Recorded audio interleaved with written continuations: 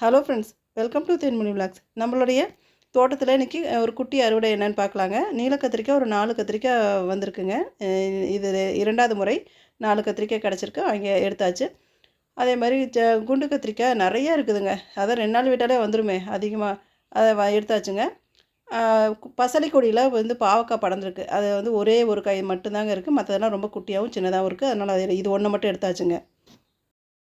அடுத்தது பார்த்திங்கன்னா, தக்காளி கொடி பந்தலில் படர்ந்துருக்குதுங்க. பாவக்காய்க்காக வச்ச பந்தலில் படர்ந்துருக்குது.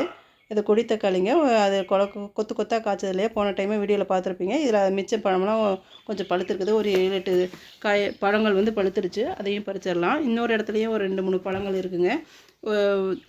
அது ஒரு இதெல்லாம் சேர்ந்து ஒரு 1/2 கிலோ அளவுக்கு வரும். அதையும் எல்லாமே எடுத்துடலாங்க. இந்த இடத்துக்கு வந்து பந்தல் எதுவும் இல்லைங்க. அதனால் ஒரு மேலே ஒரு கம்பு நட்டு அதில் வந்து கட்டி தொங்க விட்ருக்கேங்க. இந்த வேர் பகுதியில் இருந்தும் கிளைகள்லாம் நிறைய வருது. அதுலேயும் காய் வர ஆரம்பிக்குது. பூவும் பூத்துருக்குங்க. இந்த தக்காளி வந்து டேஸ்ட்டும் நல்லாயிருக்கு. ஒரு 1/2 கிலோ அளவுக்கு தேறி இருக்குது.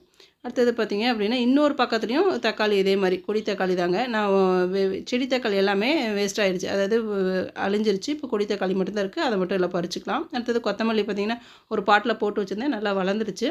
இன்றைக்கி சமையலுக்கு நம்மளுக்கு எவ்வளோ தேவையோ அதுக்கு மட்டும் நான் எடுத்துக்கிறேங்க. ஏன்னா எல்லாத்தையும் பிடுங்கி ஃப்ரிட்ஜுக்குள்ளே வைக்கிறத விட நம்ம ஃப்ரெஷ்ஷாக எடுத்து சமைச்சிக்கிறது ரொம்ப நல்லாயிருக்கும் இல்லையா? தேவைப்படும் போது பறிச்சுக்கலாம். அதேமாதிரி பச்சை மிளகாய் அப்படி தாங்க.